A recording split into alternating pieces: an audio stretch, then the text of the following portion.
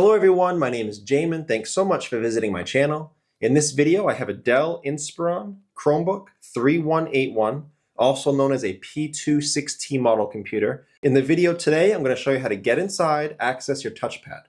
Before I get going, real quick, if you have any questions during the video, check out the FAQs below in the description. It could save you some time getting an answer. But if you do need to leave me a question or comment, I do check those a couple times a day. Okay, so to start, I have a screw in each one of the four corners, one screw in the middle, and then two screws here hidden under these caps. So I'm going to take a small tool, small flat metal tool, pry those caps off to take off all these screws. Now, as a side point, I believe this computer has, yes, I believe it has captive screws, which means they're not going to come fully out.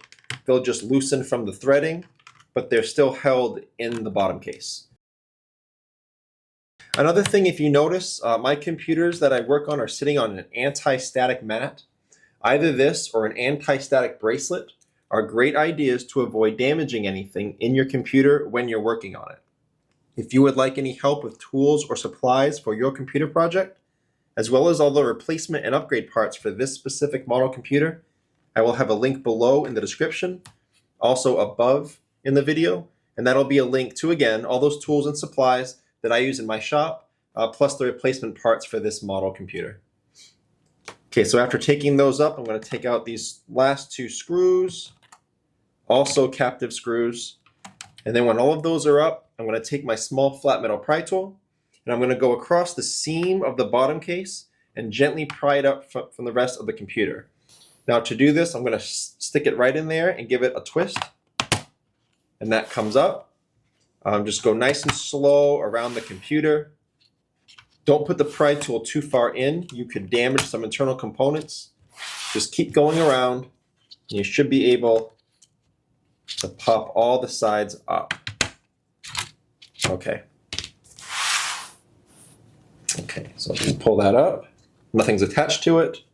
Set that to the side. Very dirty, apparently. I'm just going to clean this off real quick.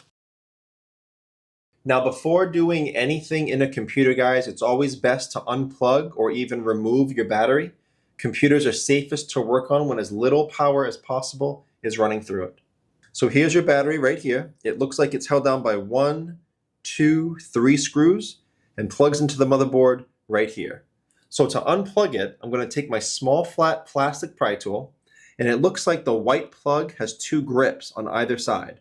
So that's going to be easy to wedge out of there. We don't want to pull on cables when we're unplugging things in computers. You could damage them. As much as possible, we want to just manipulate the plug. So this is a good one for that. I'm going to take my pry tool and push out one side at a time. And that comes out very easily like that. To actually take out your battery, I'm going to take out these 3 screws. Make sure to keep screws separate. If you are doing anything in a computer, they're not all the same size. And you can damage components by putting the wrong screws in. So just a little word of caution with your computer repairs. Okay, so that should free up the battery, and it comes right out like that. Your touchpad is down here. It plugs in with this ribbon cable to the motherboard here, and it's got 1, 2, 3, 4, 5, 6 screws holding it down. So you would take up all those 6 screws, and then you can take it up. Be very careful with ribbon cable connectors like this. If you notice in yours, this one, for example, the port is black, the ribbon cable holder here is blue, and the clip that holds it down is white. So if you notice, there's a lot of gold lines here connecting the clip, the white clip, to the black port. Those are hinges. And the way to get this up is you slide a small, very, very flat pry tool underneath that clip carefully and just pop that clip up. Now, these clips are very, very fragile. If you break them or damage them in any way, they may not close properly, which means your ribbon cable cannot be secured in place again. And these are very hard to find replacements for. So be very careful when popping those up and popping them back down. So after you pull it up, you would just take your ribbon cable very gently. That was a fix down there, but you would slide it out. And then to put it back in, you would very carefully, gently slide that back under it. Make sure this black line is even and straight, and then you would push that clip back down. That may take a little bit if you're not used to it, but you will be able to get it in there. And then, of course, last thing you would do is you would put your battery back in, set that down, get that plugged in, and then we would screw it down. So that's the video. That's how you would access those components.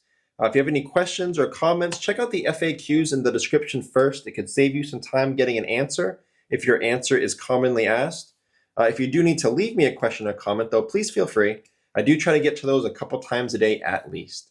Thank you so much for watching, everyone. I look forward to seeing you on my next video.